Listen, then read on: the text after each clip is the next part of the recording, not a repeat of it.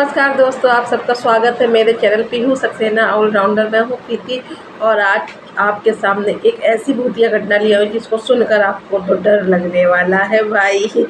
तो स्टार्ट करते हैं और मज़ा भी आएगी और आपको पता चलेगा कि किसी ये भी रियल स्टोरी है, बाकी आप सर्च करके देख लीजिएगा। और देखिए शुरुआत करते हैं।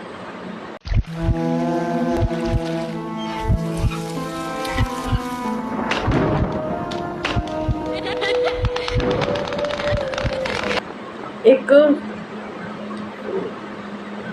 प्रयागराज प्रयागराज से जगह से शहर से वरुण नाम के लड़के की स्टोरी है। ये वरुण है जो बहुत लालची टाइप का लड़का है। मतलब लड़का क्या, मतलब उम्र बता दें आपको, 23-24 साल का लड़का है। बहुत लालची कह सकते हैं, लालची कहेंगे क्योंकि उसके पास जितना है उतने में उसको सुकून नहीं है। उसको बहुत हाई क्लास का, मतलब मिडिल क्लास से नीचे थोड़ा सा लेवल है, मिडिल क्लास है उसका। मम्मी पापा है और कोई भाई बहन नहीं, खुद है, ठीक है। तो बहुत ज़्यादा उसको हाई क्लास का शौक़ है कि रईसों वाला, मतलब शौक़, सारे रईसों वाले शौक़ हैं। और अपने मम्मी पापा से हमेशा लड़ता रहता है कि कब तक ये गरीबी में पले हैं, गरीबी में ही रहे। मुझे भी थोड़ा सा रईस होने का फील आ रहा है, पता नहीं क्यों मैं पैदा हो गया, उल्टा ब्ला ब्ला ब्ला। मतलब कहीं भी उसको अगर पैसे ज़्यादा मिलने की कोशिश मिलती है ना, तो बस इसलिए मैंने लालची बोला, ठीक है। बहुत लालची किस्म का है। तो एक दिन जो वरुण के पापा हैं उन्होंने बताया कि उनकी एक गांव में पुश्तैनी ज़मीन है। पुश्तैनी ज़मीन है, किला है, मतलब किला क्या, एक किला टाइप का भी बना हुआ है, जैसे कहते हैं ना कोठी टाइप की भी बनी हुई है, लेकिन वो बहुत पुरानी है। वहाँ पे ये लोग बहुत सालों से नहीं गए। ये मतलब परदादा और इतने सब पुराने का समय का है। तो इसने सुना तो बड़ा खुश हुआ, अरे पापा, तो फिर पापा यहाँ हम लोग यहाँ क्यों रह रहे हैं, शहर में गरीबी मर रहे हैं, चलते हैं अपने लोग वहीं पर रहते हैं और वहीं मस्त रहेंगे और क्या बोलते हैं, खेती बाती करेंगे और थोड़ा सा बड़े होने का फील होगा, लगेगा कि हाँ हम कोई बड़े। और हमारे बाप दादा, जो परदादा सरदादा जो भी थे, वो गांव में उनका बहुत मतलब रुतबा था, बहुत जलवा था। तो हमें भी जलवा हम भी दिखाएंगे और मैं भी महसूस कर पाऊँगा कि मैं भैया बहुत रईस घर का हूँ, यहाँ बड़ा हूँ, रेंट पे रह रहा हूँ। आपने इतने दिन से बताया नहीं, क्यों नहीं जाते अपने लोग यहाँ, वहाँ क्यों नहीं गए, इतने साल से कोई नहीं गया वहाँ पर, क्यों नहीं गया। तो कहते नहीं, वहाँ नहीं जाते, बहुत साल से बड़ा खंडर हो गया, अभी कोई भी देखने तक नहीं गया कहीं पर क्या। तो कहता मुझे तो जाना है पापा, मुझे तो जाना है, जिद करने लगता है। तो उनके पापा कहते हैं नहीं जाना है। तो ये जिद करता है, लेकिन हाँ इसकी जिद को मानते भी, क्योंकि प्यार बहुत करते हैं मम्मी पापा इनके, क्योंकि एक लौता लड़का है तो जाहिर से बात है वो बिगड़ाइल तो है ही है। और वो भी है, आपको बताया जैसे बहुत ज़्यादा लालची भी है।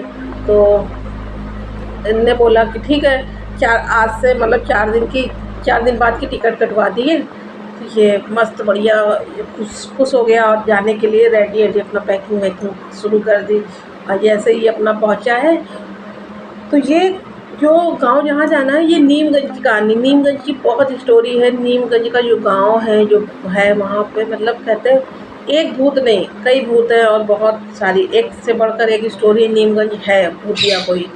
तो ये नीमगंज के स्टेशन में पहुँचता है और अपना जो घर है, मतलब स्टेशन का गांव में जो अंदर नीमगंज में थोड़ा सा 16-17 किलोमीटर दूरी पे घर है।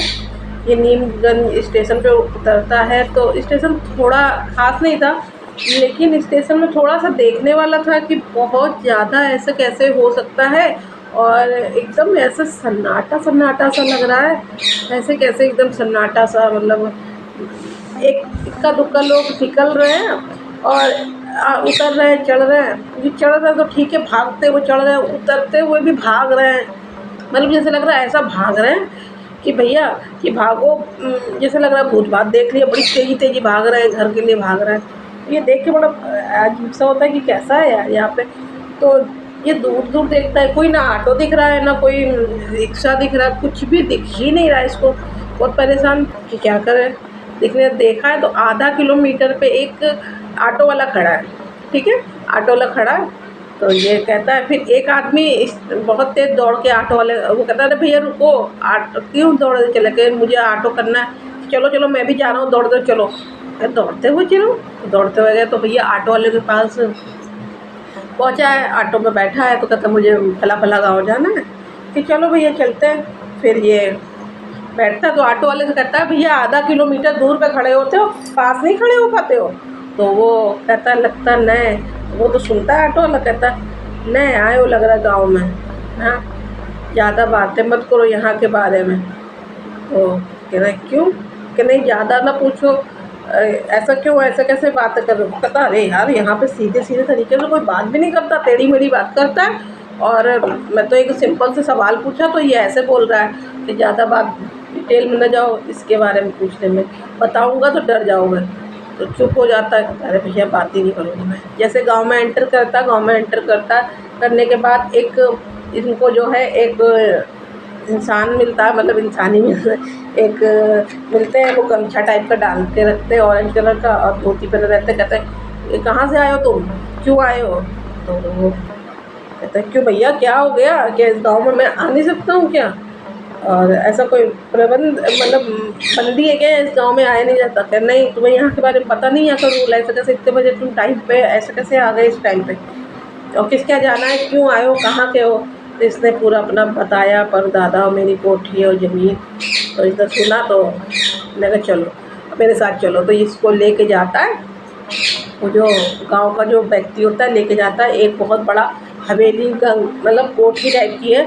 उस कोठी के अंदर जब पहुंचता तो वहाँ पर एक खाट पड़ी है और एक पगड़ी लगा के बैठे हुए हैं, बुजुर्ग हैं थोड़े से, ठीक है। और उनको वो जो आदमी इनको लेके आता वरुण से कहता है कि वही उन्हीं से कहता मुखिया जी यही है ये लड़का आया है। कहते तो कहाँ से आया बेटा तुम, यहाँ पे कैसे आ गए इस समय तुम्हें नहीं आना चाहिए था, ऐसे कैसे आना यहाँ पे हुआ। कह रहे अरे भाई मुखिया जी ये बताइए, यहाँ पे सब टेढ़ी मेढ़ी बात कर रहे हैं, मैं वहाँ स्टेशन से लेकर अभी तक चला आ रहा हूँ, यहाँ सब अजीब सी ही बातें कर रहे हैं, बस यही बोल रहे हैं। ऐसा मैं उससे पूछा तो इसने ऐसे बोला, इसने ऐसे बोल दिए, हाँ नहीं जैसे। फिर मैं तो इसने अपना नाम बताया, मतलब इसने नाम बताया और अपने परदादा सरदादा का नाम बताया। तो जो मुखिया जी थे वो खड़े हो गए, कह रहे अच्छा बेटा तुम इतने दिन से तुम लोग आए ही नहीं कभी यहाँ पर, और इतने साल हो गए कोई भी ज़मीन की अपनी कोई देखने नहीं, मैं अब आया हूँ कि चलो कोई बात नहीं आए हो। तो अरे ठीक यहाँ पे रोकते हैं, मतलब जब ये घर से निकला था ना तो इसके पापा ने ये बात बोली थी, बेटा गांव जा तो रहे हो, गांव में जो गांव वाले लोग मिले उनकी बात मानना करे। अरे मैं क्यों मानूँ, उसने बोला मैं क्यों, मैं वहाँ पे भूल गई थी बता रही, मैं क्यों मानूँ, मैं तो वहाँ पर जा रहा हूँ तो वहाँ किसी की बात माने कि नहीं, तुम्हारे दादा परदादा थे उनकी बहुत इज्जत थी, तो उस हिसाब से जो गाँव वाले कहें उस हिसाब से बात मानना। अच्छा चलिए अच्छा ठीक है, मुझे भी थोड़े दिन के लिए बड़े मतलब रईस होने का फील मिलेगा, बहुत अच्छा लगेगा। तो ये पापा ने इनके कह के भेजा था ये बातें मानना। तो वो कहता है चलो ठीक है अच्छी बात है आप आ गए हो। तो बढ़िया नाश्ता वास्ता कराया गया, इनको बैठाला गया। और बहुत दादाजी थे तो बात ही अलग थी, जब तुम्हारे परदादा थे यहाँ पर तो उस समय की बात अलग थी। अभी तो तुम्हारा जो ज़मीन है बंजर टाइप हो गया ना, वहाँ खेती होती है, और जो कोठी थी पूरी खंडर हो गई है। कोई बात नहीं तुम्हें गाँव घुमाएंगे। और करीब 5:30 बजे की बात है, 6 बजने में मतलब 15-20 मिनट बाकी था। तो ये सब बातें होने के बाद सबके घर में, मतलब सबके घर में क्या, मुखिया जी के घर में बाहर आंगन था और 2 मतलब गेट थे बड़े, एक पीछे के दरवाजे था, एक मेन गेट था। तो मेन गेट पे मुखिया जी के यहाँ से इतना बड़ा ओम लिखा, वो लोहे का ओम, इतना बड़ा सा ओम लिखा। और ये लेके जा रहे तो देख रहा, सब लेके जाके बाहर जो है मेन गेट पे गाड़ा है ओम, अगल बगल त्रिशूल गाड़े हैं और कुछ मंत्र पढ़ के। तो ये बड़े ध्यान से देख रहा है, ये बोलने लगे मुखिया जी ये क्या हो रहा है, ये शूटिंग जैसा कैसे हो रहा है, क्या कर रहे हो आप लोग। तो उन्होंने मुखिया जी ने कहा कि हाँ यहाँ पर जो लोग रहते हैं सबको अपना, कह रहे जैसे लग रहा मंदिर जैसा ट्रीट क्यों कर रहे हो, कह रहे यहाँ पर रहते हैं तो मंदिर जैसा ट्रीट करना पड़ता है बेटा, क्योंकि यहाँ पर एक नहीं बहुत सारे भूत के, अच्छा इतने सारे अगर भूत बात है, क्या आप लोग ऐसी कैसी बात कर रहे हो मुखिया जी, ऐसा कुछ नहीं होता है। क्या नहीं होता नहीं है, क्यों नहीं होता है, यहाँ पर तुम रहे नहीं हो ना, तुम्हें नहीं पता है, लेकिन यहाँ बहुत सारे, एक नहीं बहुत सारे भूत हैं, बहुत सारी आत्माएं हैं। इसको थोड़ा अटपटा लगा, सबके घर में ऐसे ही था। फिर इस तरह के मुखिया जी से बहस करने लगा तो मुखिया जी बात हो गई, बंद हो गया दरवाज़ा। तो चलो बेटा अब चाय बनाते हैं। 6 बज गया, तो 6 बजे मतलब वहाँ पे सब घर में अंदर हो, जल्दी जल्दी सब अंदर हो जाते हैं। तो ठंड का भी मौसम था, इस तरह की हो सकता है ठंड की वजह से सब अंदर जाते होंगे, ठंड की वजह से नहीं, क्योंकि 6 बजे के बाद ये गाँव जो स्टाफ भी थे, भूत लगते हैं, और इसी वजह से सब अपने अपने घर में हो जाते हैं। तो अटपटा लगा, पूरा गाँव अंदर हो जाता और रह भी रहा है। तो फिर अगर इतनी दिक्कत हो तो यहाँ क्यों आप लोग पड़े हुए हो? तो बातें काफ़ी होती हैं, चलो तो चाय पी लो, चाय पीते पीते बात करते, काली चाय पी लो। कि भाई मैं तो काली चाय तो नहीं पीता हूँ। वरुण ने कहा मैं काली चाय नहीं पीता हूँ, मैं तो दूध वाली चाय पीऊँगा, और दूध वाली चाय पीऊँगा प्लस मैं ना रात में सोते समय हल्दी वाला दूध पीता हूँ। तो मुखिया जी दूध का नाम बिल्कुल नहीं लेना। अरे ऐसी कैसी बात कर रहे हो, क्या दूध का नाम? क्यों, यहाँ दूध नहीं, एक दूध वाला है, रात में आता है करीब 1 बजे, गाँव वालों को दूध बेचने आता है, और कोई गाँव वाला दरवाज़ा खोल के दूध नहीं लेके। अरे आपने तो अच्छे खासे दूध वाले को भी दूध वाद बना के रखा, हो सकता है उसका धंधा काहे के लिए बंद करा रहे हो आप लोग ने? जो कह रहे ऐसा नहीं है, क्या ठीक है आज मैं देखता हूँ, ये आज तो मैं दूध पी के ही रहूँगा, देखते कौन दूध वाला आता, मैं दूध पीऊँगा। कह रहे अच्छा तो मानना वो करना है, ठीक है बाहर मत जाना, बाकी तुम आवाज़ सुनना रात में 1 बजे। तो ये सब अंदर हो गए, तब खाना पीना हुआ। फिर रात में 1 बजे ये खटिया डाल के, मतलब 1 बजे के ये आंगन में ही सोया, और पीछे एक दरवाज़ा था, मेन दरवाजे बाहर नहीं निकला था। तो रात के 1 बजे करीब आवाज़ आती है, बहुत तेज़ उसको मतलब आवाज़ आती, दूध ले लो, काली काली भैंस का दूध ले लो, दूध ले लो, भैंस का दूध ले लो। तो कई बार आवाज़ आती है, मतलब इसलिए सुनता है कि उसकी भारी आवाज़ थी, आदमी की काफ़ी भारी आवाज़ थी। तो ये खटखटा, मुखिया जी आवाज़ आ रही है, आवाज़ आ रही है। तो मुखिया जी तो बिल्कुल गेट बंद कर लिए, बोले तक नहीं, और ये वहीं आंगन में ही इधर उधर होता रहा, देखता रहा। फिर ये काफ़ी देर बाद आवाज़ बंद हो गई।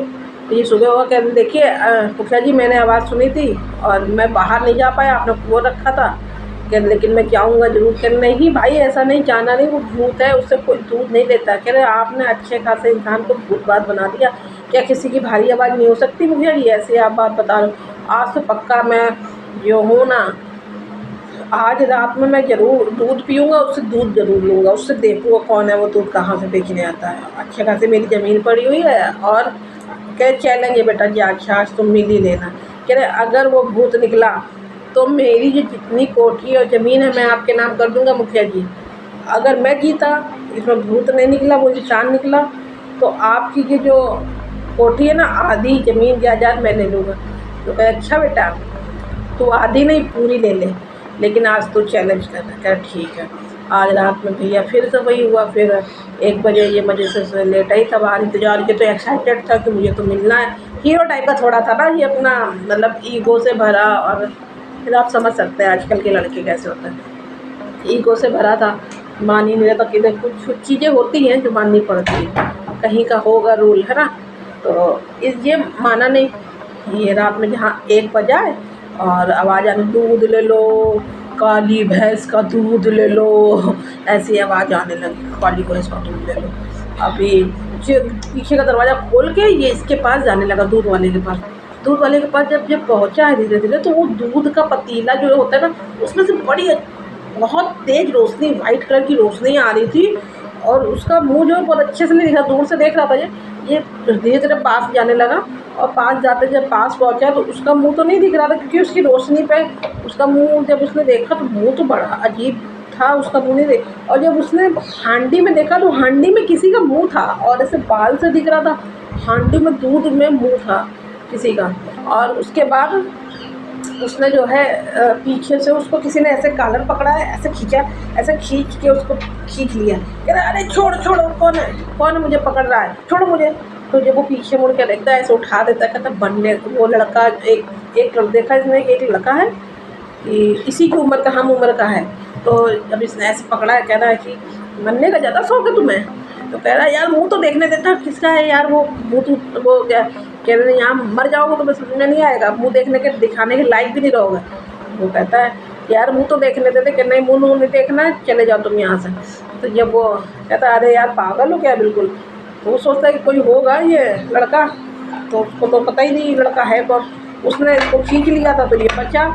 लेकिन फिर वो लड़का गायब हो गया तो पीछे से एकदम से ऐसे किसी ने इसका बाल पकड़ा, वरुण का ऐसे खींचा, वो बड़ा सा वही दूध वाला, उसका मुंह इतना बिल्कुल ऐसे अजीब सा गंदा सा मुंह, और पूरे मुंह से ऐसे ऐसे दूध की नदियाँ बह रही हैं, ऐसे ऐसे गंदा सा दूध, मतलब दूध ऐसे बह रहा। कह रहा दूध पीना है, तुम्हें? नहीं नहीं मुझे नहीं पीना। बोलूँगा तो नहीं नहीं नहीं नहीं तूने दूध पीने के लिए कहा था ना, दूध पीना है तुझे, कि नहीं मुझे नहीं पीना दूध। तो उतने में ये डरते हुए एकदम घबरा जाता दूध ऐसे, अगर कहते हैं ना वो दूध उसका भी, फिर इसका मुंह पकड़ के ऐसे मुंह उसी के मुंह पे दूध टपकाने की तरह दूध टपक जाता, तो ये ऑन द स्पॉट जैसे ये मुंह ऐसे पकड़ा है उस भूत ने, दूध वाले ने वरुण का, वैसे बारिश होने लगी। बारिश जैसे हुई है, जैसे बारिश का पानी उस दूध वाले पे पड़ा है, दूध वाला जैसे लगता है तेजाब पड़ गया, करके भागा, बड़ी तेज अंधेरे के साइड भाग गया। भागने के बाद ये आया कर, मुखिया जी कह रहे क्या हो बेटा, पता चला ना? फिर मुखिया जी अरे मान गया, मैं मान गई, ये कैसे कब से हो रहा, आप लोग ऐसे कैसे यहाँ पे रह रहे हो?